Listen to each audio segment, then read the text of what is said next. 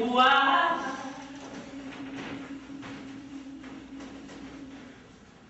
Have I let my light shine?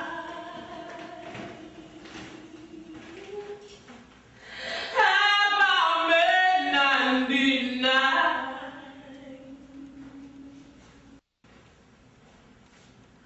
No, of course not. It's not only vain,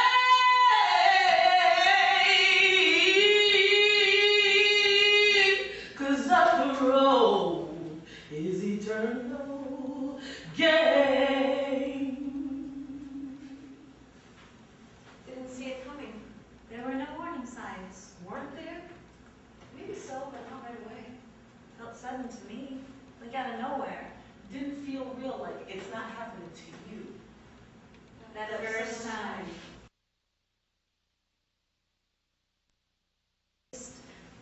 I didn't want to call any attention to Aaron. I didn't want anyone to know about him. Us.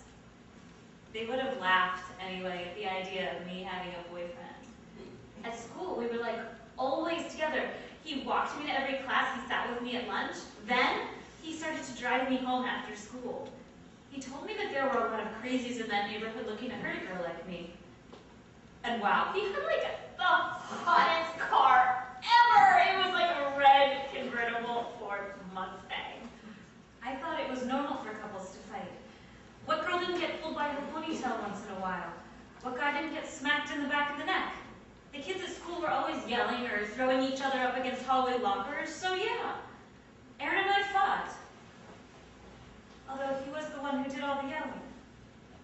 I mostly listened. Whenever I did try to sit. It was hard to talk to Aaron when he was, you know, that way. It always started out with sarcastic comments. Childish name-calling, him mocking me, telling me no other person loved me, telling me my family and what little friends I had didn't like me. He would call me stupid and ugly. Whatever. That's how I saw myself. I never wanted to lose you. It's just that I was so messed up in the head that I didn't control my anger. You should have thought of that before. The counseling sessions helped me to get in touch with a lot of my feelings. How nice for you. Really, they did. So, like, at first I was in denial, but after weeks of listening to the other guys, I finally took responsibility for what I did to you. I even admitted how sometimes I would provoke you to push me so that way I would feel justified hitting you because I'd say to myself, she hit me first. What is this? Some kind of a 12th step for batterers? A battered woman. That's my label to bear forever. You're a batterer. That's yours. Live with it. I was terrified. I froze. What are you talking about? I say. I'm not going anywhere. I love you. You think I'm fucking stupid, he yells. And before I had time to say anything, he punches me in the face and I fall backwards onto the floor. Then he jumped on top of me. I tried to push him off, but I'm small and he pinned me with all his weight. All I could do was cry and beg him to stop. He was in such a rage. What you gonna do, run off with some other guy, you slut? Bam! A punch to my mouth, splitting my lip. Stupid bitch, bam! And me this time to my chest. I knew he had cracked my ribs because the pain that came with every breath I inhaled was unbearable.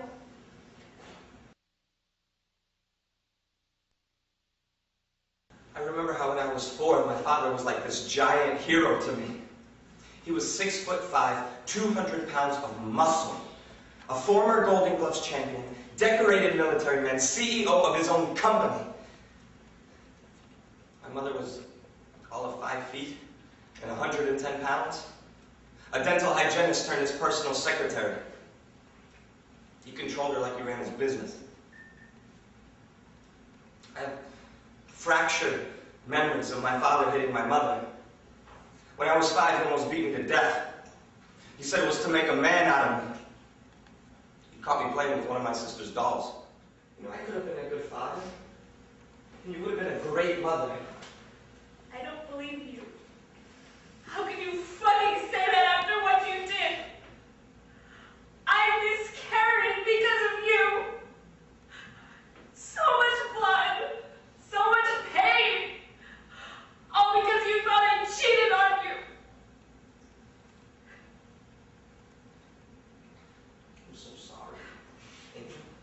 college, my teammates knew about me and Diana.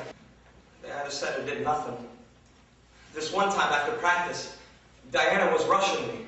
It was her sister Megan's birthday, and we were to go shop for a present and then go to her parents' house for dinner. In front of the guys, she grabs my arm, telling me to come on, stop dragging my feet. So I socked her in the jaw. Blood was gushing out. Johnny got towels. Bishop got ice. Hector told her to stay away from me until I calmed down as he helped her up off.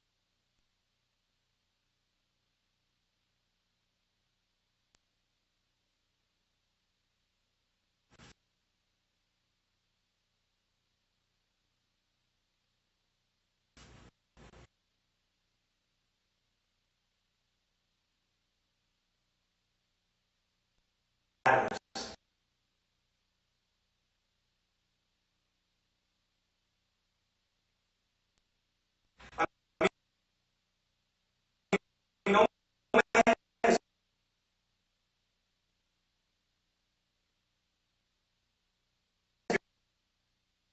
going to step in if he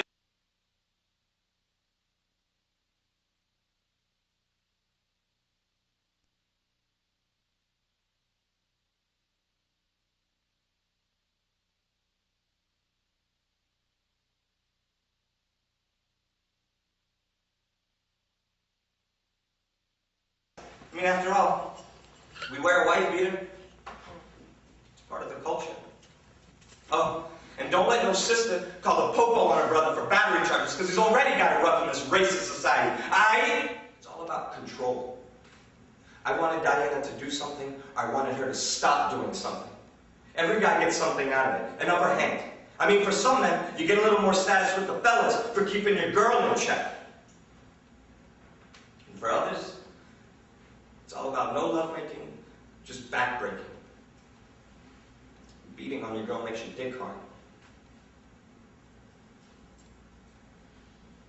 But then, how does some guy go from wanting to protect and willing to die for the woman he loves to beating the shit out of her?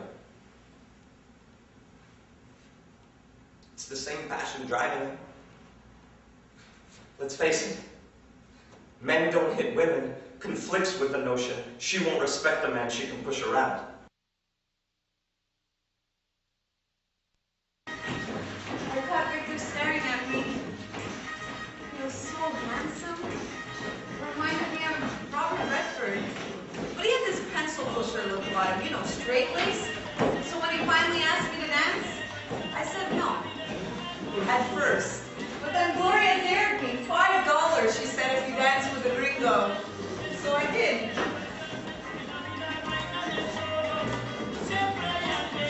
From the first moment Victor took my hand, he really knew how to handle a woman. He was such a strong lead, and smooth too.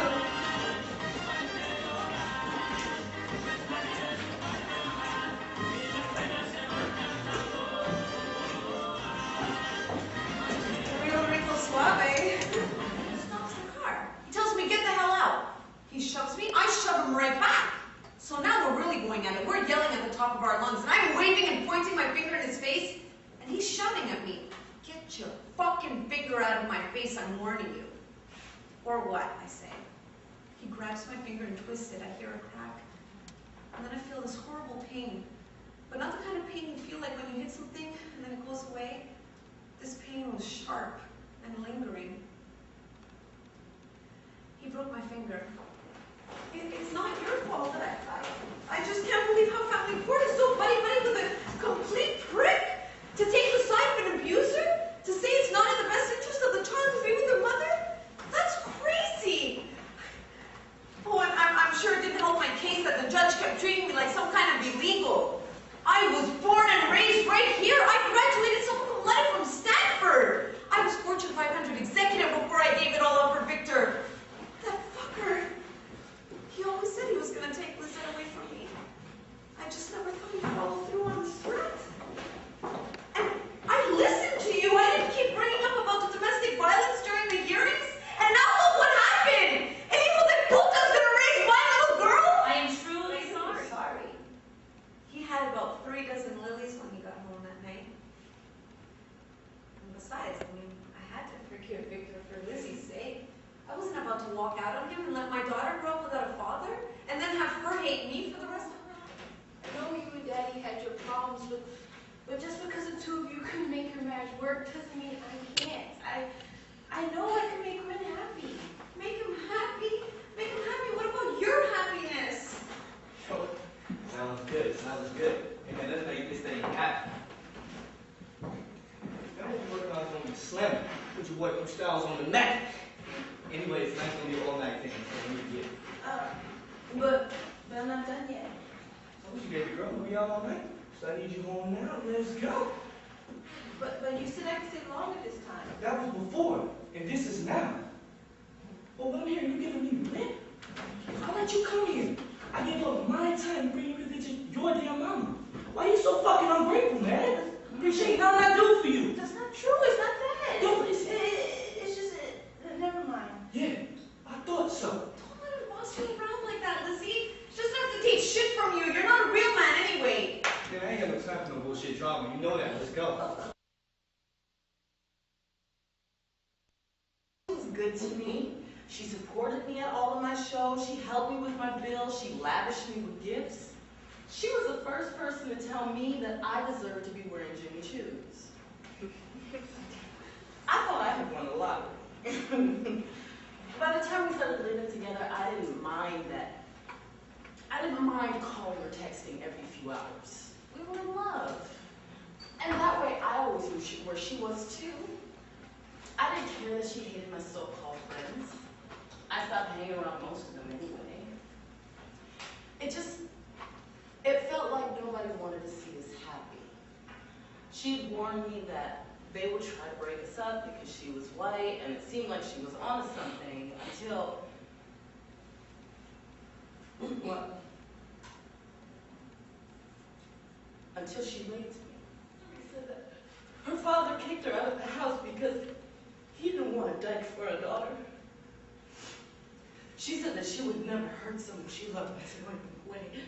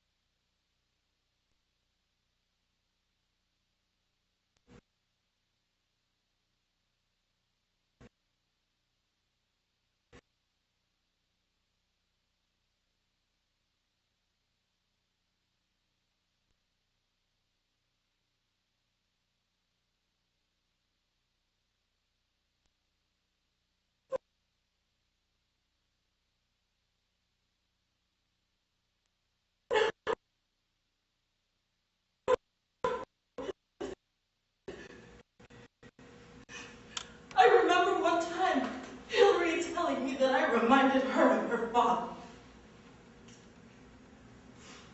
No. No.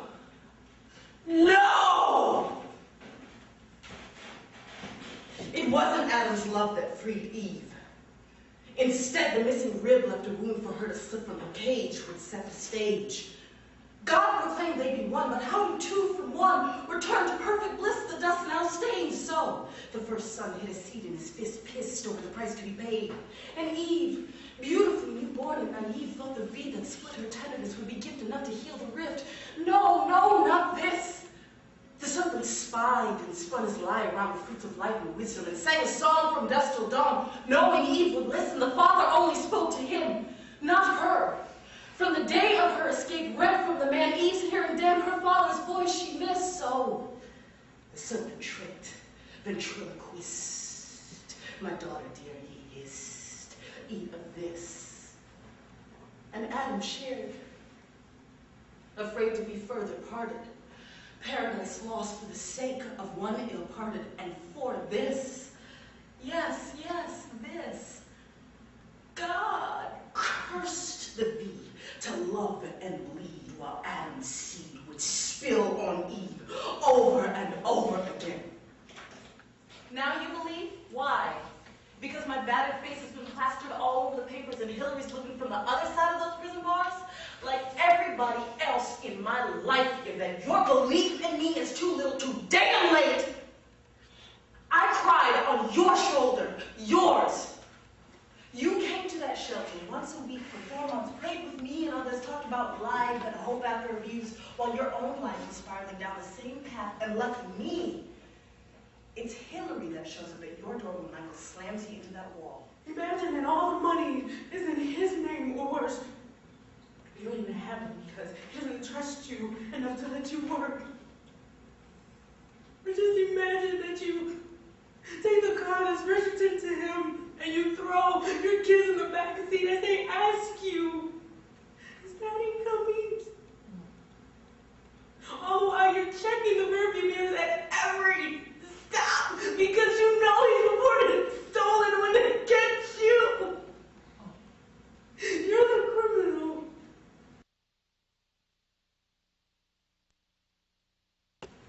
That day, though, he came home smiling and said to me, Ming, we're going ice skating.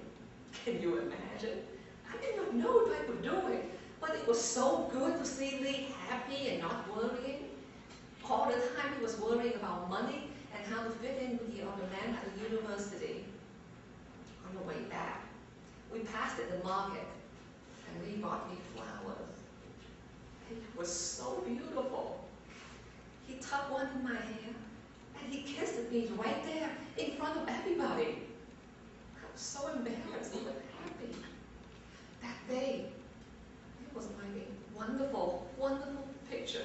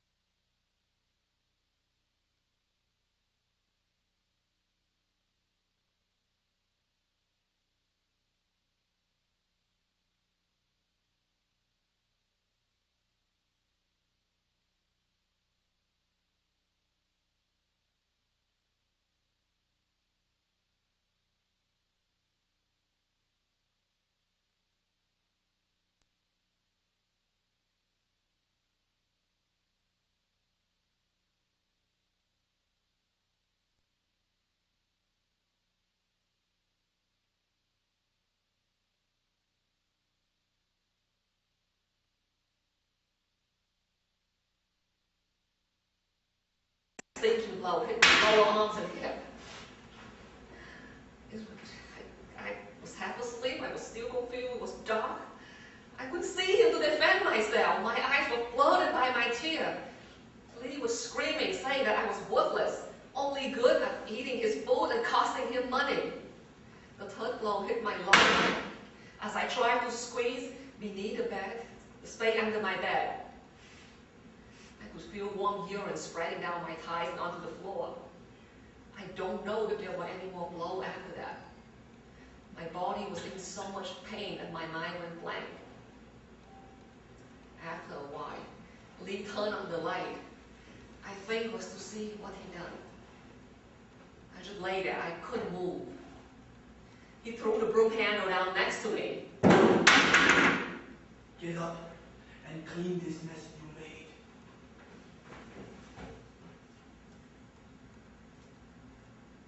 I was bound to marriage.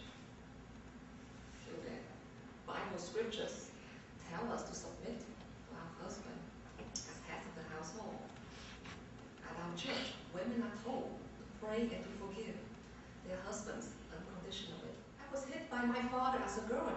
If children are hit, it's because they misbehave. Your parents hit you because they love you and they want to correct you. So when your husband meets you for doing something wrong, you tell yourself over and over again that the beating is justified. He loves you and he's teaching you how to be a better wife. It's not daily. There are weeks, sometimes months between. He doesn't raise his voice. She even makes you laugh. He takes you on family getaways. He makes you romantic dinners. She holds your hands at the movies. His lovemaking is so caring. His kisses are really sweet. Her hugs are very tender. He's kind and generous to you and everyone around. He is so gentle, so kind. Those quiet times are comforting. You believe it won't happen again? You convince yourself that he's changed. Those peaceful times give you hope. It's hard to walk away from someone you love. When you love that person more than you love yourself. When fear is stronger than love, you feel powerless. You always hurt the one you love, the one you shouldn't hurt at all. You always take the sweetest rose and crush it till the petals fall. You always break the kindest heart with a hasty word you can't recall. So if I broke your heart last night, it's because I love